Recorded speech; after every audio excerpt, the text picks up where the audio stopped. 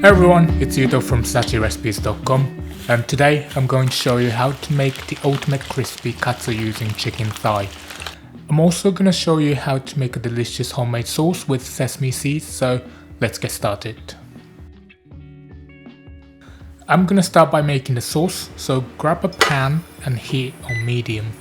Add 15 grams of white sesame seeds, that's a little less than 2 tablespoons. We're just gonna toast these until they release a sesame aroma and change color slightly. It should only take a few minutes.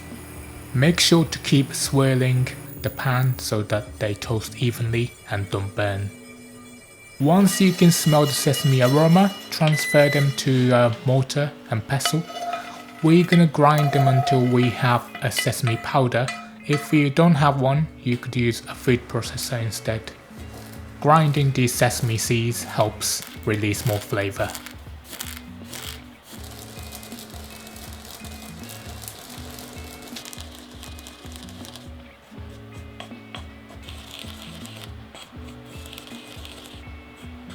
Okay, once it's fine like this, transfer it to a small bowl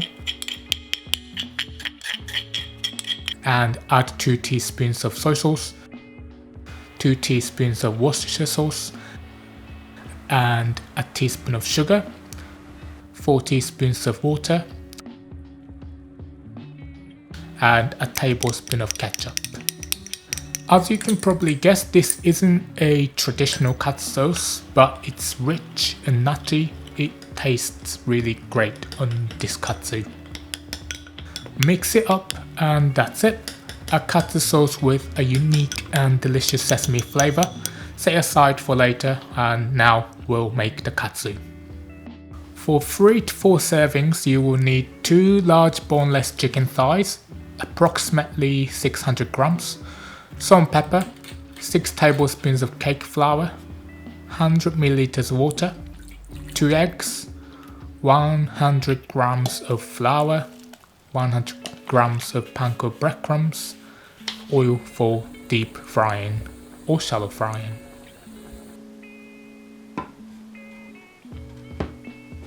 So I've got my chicken thighs here, and now I'm just cutting each one into 5 rough pieces.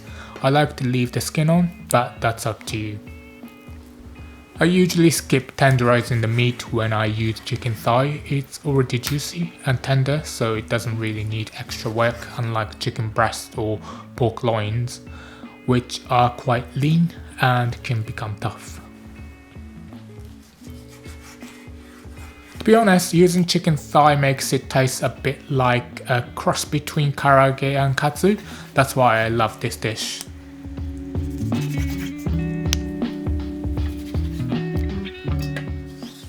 Next, sprinkle it with some salt and pepper.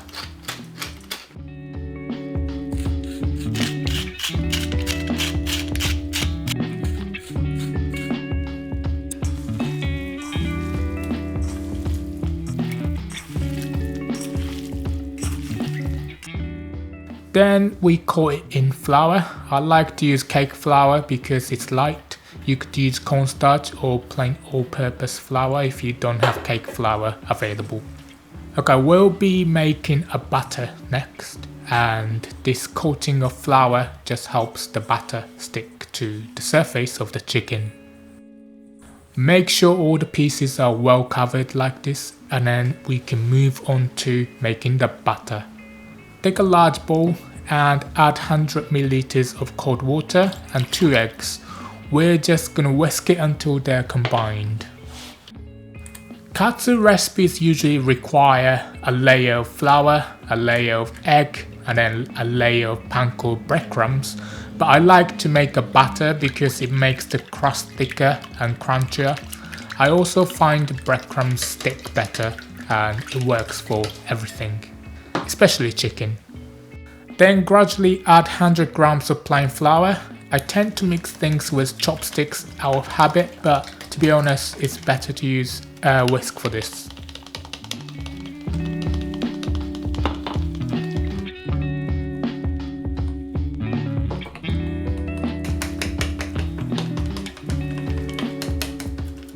Okay, finally we're gonna dip the chicken into this batter and then coat it in the panko breadcrumbs.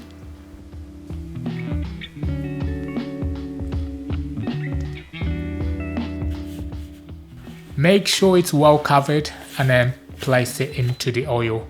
This oil has been preheated to 170 degrees Celsius, which is about 340 degrees Fahrenheit. Just fry the katsu for 3 to 4 minutes on each side until they're crispy and golden. The cooking time also depends on how thick your chicken thigh pieces are. So if your pieces are thick, just cook for a little longer. It's important to be accurate with the temperature. If it's too low, the katsu becomes overcooked in the middle and pale on the outside. It also tends to get greasy. On the other hand, if the heat is too high, the breadcrumbs cook too quickly and might burn while the chicken is not cooked all the way through. You have to be quite careful. Saying this, if you're using an electric stove like this, it might be better to heat it slightly higher than 170 degrees because when you add the chicken to the oil, it lowers temperature and electric takes a bit longer to bring it back up to the right heat. The best advice I can give is to listen to the oil. When it's loud, that means the oil is reacting to the moisture inside the meat and it's not cooked inside. When it becomes quiet, it's cooked through. Okay, these are done, so transfer them to a wire rack and then we can dish up.